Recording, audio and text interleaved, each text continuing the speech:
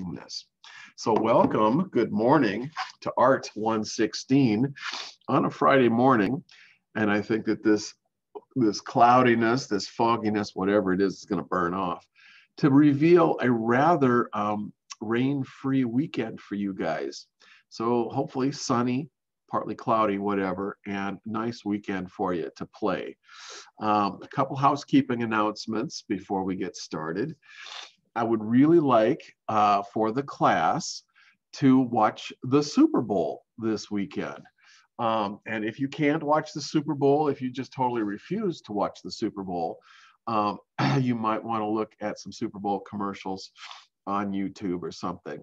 On Monday, after the Super Bowl, I usually like to take some time out of our busy schedule to actually look at Super Bowl commercials, share them with the class, and do a little bit of a critique of advertisers to see what kind of creative hooks they are able to develop and to see how effective the advertising is in terms of getting you to want to buy their product.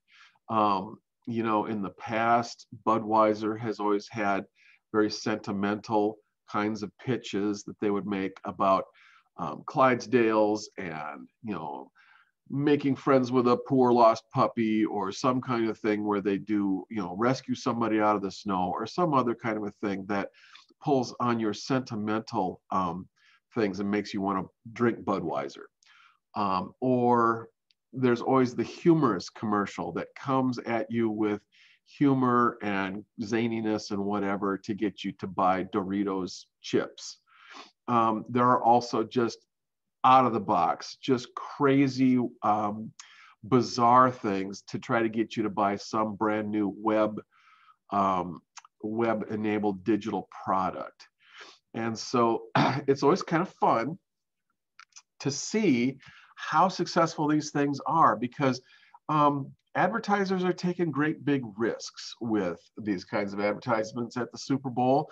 They're spending $5 million or more to make a mini movie. Usually they're hiring really important directors and top flight advertising agencies to create these commercial spots.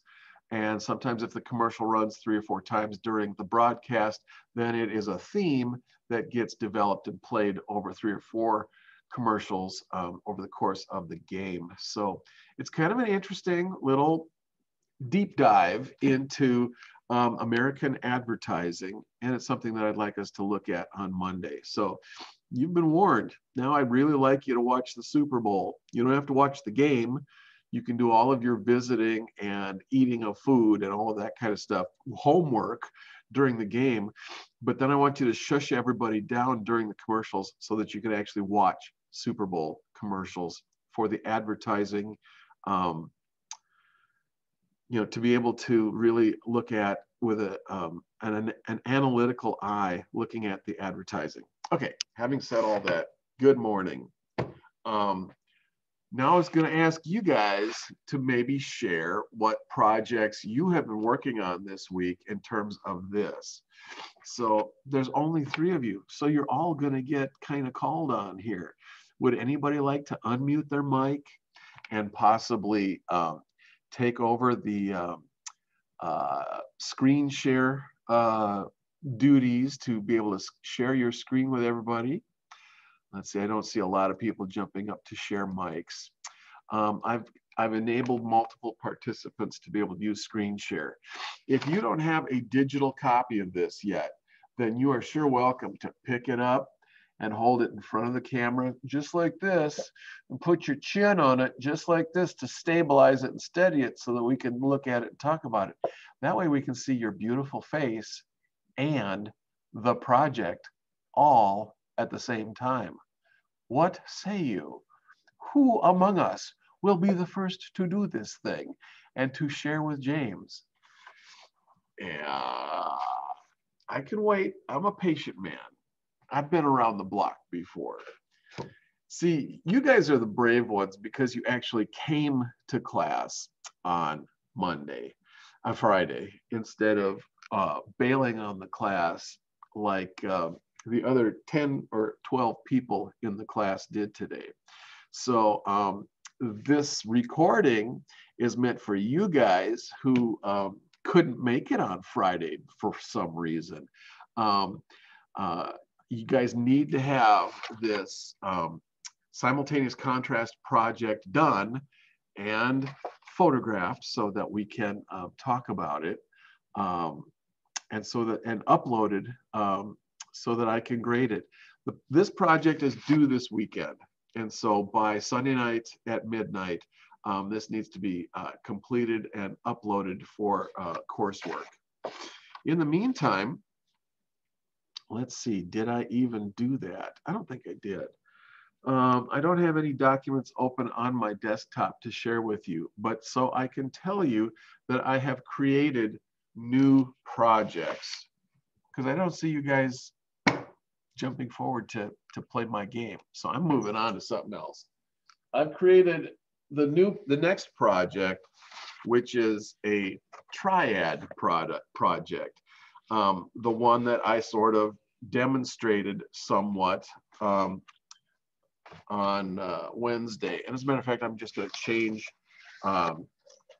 change camera angles so that we can do the bird's eye camera here, so that I can keep on talking, because me talking is the most important thing about all of this. So the triadic project is just like the simultaneous color project. You know, I'm going to want you to come up with a 3-color triad and create 3 large shapes to begin with, just these 3 large shapes, and move them around in a composition until you come up with a composition that kind of looks satisfying, that shows all 3 shapes probably as good as they're going to get shown, tries to show them as close together as possible so that we can see how the colors actually interact when the colors are overlapping and coming in contact with each other.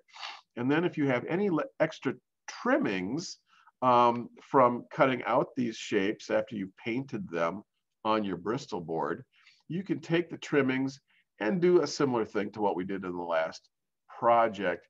You can make smaller kind of secondary objects that might be able to go out. Let's see, where would I put something like this? Out on the periphery or something. And so you can see that when I added those secondary objects, it helps to pull the composition together, even though they are not a neutralized version of the color. They're the same strength of the color triad that the big shape is, but they are from the same kind of shape family, so that they have kind of a shape relationship to the large shape. So that my yellow shapes here are some version of a rectangle, and that kind of helps unify them together throughout the composition. My red shapes here are some version of a pointy thing, either an explosion or triangles, and that kind of helps unify them together from a shape standpoint. The blue shape is some kind of a version of a teardrop. And again, that repetition of form can even call across the vast expanse of a composition to help unify the composition together better. And I'm using overlapping, I'm using repetition of form, I'm doing all kinds of other things to kind of create eye circulation and movement in the composition to kind of help hold the elements of the composition together. For the afternoon class, I went ahead and chose, instead of an orthodox triad, which I think this is, because these are the 3 primary colors. And so you could take an equilateral triangle. My 3 extended fingers here are the points on an equilateral triangle, and actually rotate that equilateral triangle anywhere on the color wheel and let it come to rest. And the 3 corners of the equilateral triangle would give you 3 colors. And you can do it with the primary triad, the secondary triad, or you can do it with colors that are kind of in the intermediate colors that are between the primary and secondary colors. But these are the easiest because you have these colors full strength in your paint bottles or in your paint set. This is a split complement where I used violet and orange. And I went ahead and I chose orange, and then I split from violet to, I'm sorry, blue. I used blue and orange. Blue and orange are the split complementary colors. Splitting off from blue, I went to blue violet and blue green to create these two adjacent colors to the complement to orange. These are going to be my three colors that I'm going to create shapes out of to do the same thing on this thing. You don't have to do both of these. You only have to choose one or the other. But this is the orthodox color triad, using a color triad superimposed over the color wheel to make this, to choose these three colors. Or you could try a split complement to choose a color and then the two colors adjacent to its complement to create a triad. So this is an either or project. And so I'm going to do this one, I guess today, because you guys don't want to talk to me. I still don't see any microphones coming unmuted or anything. I don't see any hands up or anybody saying, ooh, ooh, ooh, pick me, pick me. So I think I'm going to go ahead and cut these out into interesting shapes and do, you know, an on-the-fly project just for you guys. I'm just that kind of guy. So, gosh, I've got orange and violet and green. Do I really care what kind of shapes they are? Oh, man.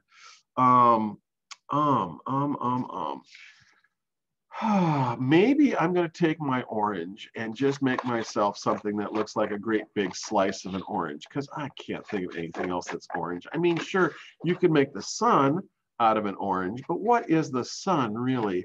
The sun is a ball, a circle up in the sky. So yeah, I could make a circle out of orange, but maybe I'll make something that sort of actually looks like an orange slice. I don't know. Maybe that says orange slice to people. Green, gosh, green, green, green. I don't know what green is going to be. I might have to take blue violet and maybe do something. And now I'm really doing something crazy here. I'm just going to make this into an undulating shape. I'm going to make it fat and big so that I can get it to do fun things with my compositional elements. And I better do this on camera. But I'm going to come back here and I'm going to try to get this undulation to parallel that undulation so that I can just get something that's flowing like water or something. And so maybe this is going to be sort of like water. I don't know. We'll see. There's a second shape. And see, I've got these two shapes that are completely different from each other. And that kind of helps to give them a character all their own so that they're not just all the same shape and only have different colors to them. Green, again, I could go with a leaf, maybe a green leaf of some kind. What's a really interesting, yeah, okay, let's do, oh gosh. Let's do a marijuana leaf because I'm just kind of crazy that way. I don't even know what one looks like. I'm just going to assume that it sort of looks like this. I'm going to make a great big fat thing down here. So it could be shamrock. I should have gone with the shamrock because that, of course, would have been St. Patrick's Day. But I didn't. I went with something that could be quite a little bit more controversial, except that I'm not doing a very good job of making that marijuana leaf. So maybe that'll be just fine. And of course, if you prefer the term cannabis, we can go with your preferred term. But anyway, just try, because I got blue-green here. And so blue-green is not just quite green. And I was trying to come up with a large shape. And sometimes shapes, you know, have all kinds of embedded cultural meaning in them. And that's why I thought maybe I would do something. But because I've got round edges to these leaf elements and they're not serrated like the cannabis leaf, maybe this isn't even going to be, maybe this isn't even going to work for what I thought it was going to be, but I'm going to give it a try anyway. So let's see as I cut this out, and you guys are probably really interested in watching me cut out paper because there's nothing more interesting than Mr. Fritz cutting out paper. Oh, I mean James. You can call me James. It doesn't have to call me Mr. Fritz. Okay. So, got all of that. I'm going to put that over there while I finish cutting this out. Because, of course, I had to pick a complex shape. And so with a complex shape comes complexity in creating the shape. But, you know, we had time to kill today because we didn't have anybody able. Yeah, I'm going to put the guilt on you guys. We didn't have anybody ready to share their project. So I'm going to forge right ahead with the next demonstration here. And so I've got this bad boy all done. Push this stuff out of the way. I've got these three shapes. I'm going to get myself a piece of Bristol board that I can use as a compositional space to start arranging these guys in the composition and see how they work. This is my second triad, you know, so I've been to this rodeo a couple of times. And so compositional space, maybe, gosh, I don't know, I should even do something that's a vertical format because I keep doing horizontal formats and you guys probably want to see me do something much more fun. Well,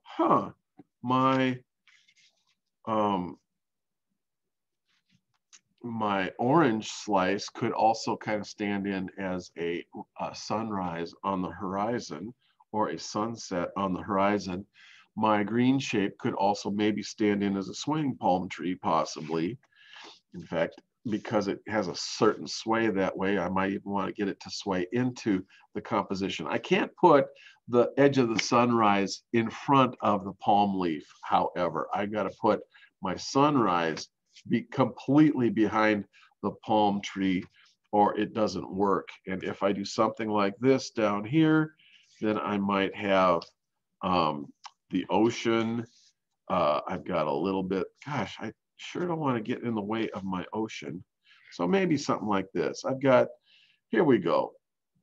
We've got sunset on Sunset Bay. There we go. And then I've got all of these extra areas of color that got, you know, left out of the color shape so that I could cut out smaller shapes of color to put in here and work in as secondary shapes, especially small supporting shapes, repetition of form kind of shapes.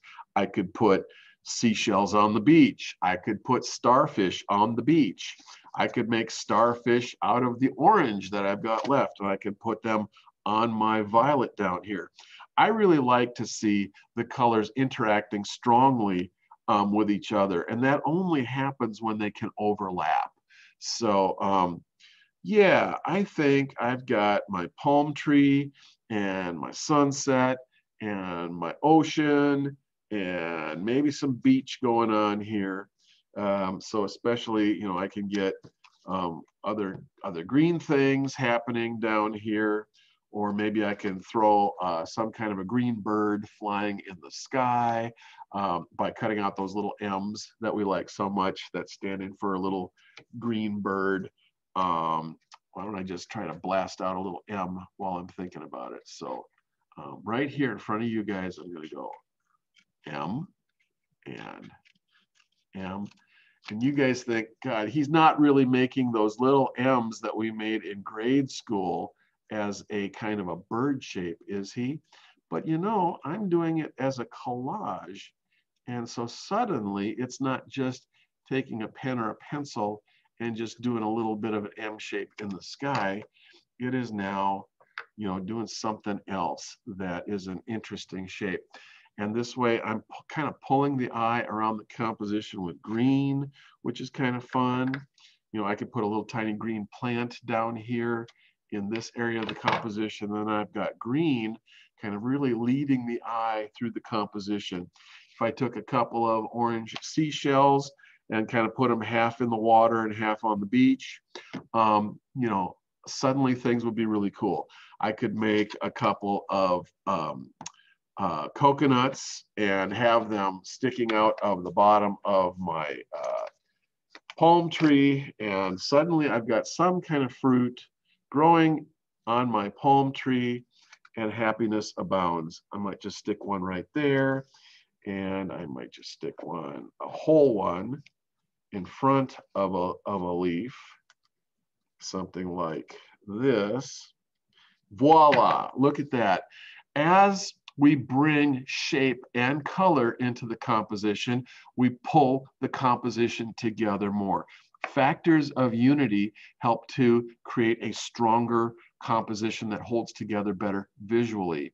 We have areas of interest that attract the viewer's eye, that are, you know, factors of variety that make life interesting, and we can go in and look at the individual details, but we also need to have enough factors of unity in the composition to kind of hold it together. And so taking the colors like green and putting them around the composition, it's almost like creating brackets. It's creating a structure that kind of helps to hold and pull the composition together. So that was kind of fun. That was, you know, 10 minutes out of your time, and you didn't get, you know, too hurt by watching that composition. In the instructions for this project, I've also put in there that you can use fashion magazines or any magazines that you might happen to have around the house. Most of you guys aren't buying magazines anymore, and fashion magazines actually all went out of business and are out of print now. So you have to have old ones to be able to find an actual image. But if you could find an image in a magazine and cut it out that was a very strong expression of one of the three colors in your triad, you could actually use a photographic image from a magazine as one of these elements in your composition. You do not have to do all of this as a painted image. And I'm going to turn around and pull one more thing down off of my bulletin board to illustrate that point. Up here behind my head on my bulletin board, I had this image from last year. And again, this was when we had fashion magazines and art magazines, and we were in the studio flipping through magazine pages. Again, this is my primary color triad, yellow, red, and blue. And so I was sampling imagery from a magazine where I could find large red shapes and or medium red shape, large yellow shapes. In this case, the fashion model, she's neutral. Everybody's flesh tones are mostly a neutralized color. So they go, they match, they blend in, they harmonize very nicely in the composition. But what I was really interested in was her yellow coat, because that's a pretty strong, large yellow shape. And then there was this Venus de Milo sculpture by Jim Dine. And so, he paints his stuff weird. He's a pop artist. And so he had a chainsaw artist create a Venus de Milo with a chainsaw. Then he cast it in bronze, and then he painted it blue. So he has like used pop art references and pop art popular methods for making art to create this kind of homemade image of Venus de Milo. Of course, then it was cast in metal at an art foundry and painted blue. But anyway, that gives me my yellow, red, and blue that I needed for my composition. And I'm overlapping certain elements to kind of help create unifying aspects to the composition so that it holds together very nicely as a composition. So I want you guys to use the videos that I have recorded of the last three presentations for this class, so that you can see all of these wonderful demonstrations and ideas that I've given you for creating imagery for both the Simultaneous Contrast project and now this Triad project. And then I want you to do this and get this ready so that we can critique it and talk about it next time. So happiness, I'm trying to be happy. I'm going to switch gears now so that I'm going to put my talking head face back on the camera so that I can say goodbye to you guys. Are there any questions or comments? I'm not going to make you feel bad about not having anything done today. I'm happy to answer a question if you are stuck, if you are somehow unable to move forward because you either don't have imagery, you don't have paint, you don't have the Bristol board, or anything else that I might be able to help with or clarify. I'd be happy to. And otherwise, I give you permission to be creative and successful and wonderful, and to get these projects done and caught up so that we got something to talk about next week.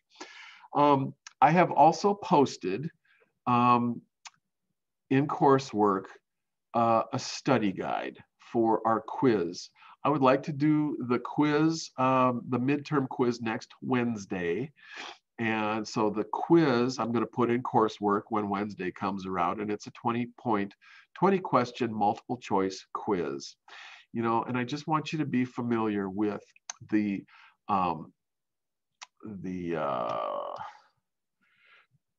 vocabulary words at the beginning of chapter 7.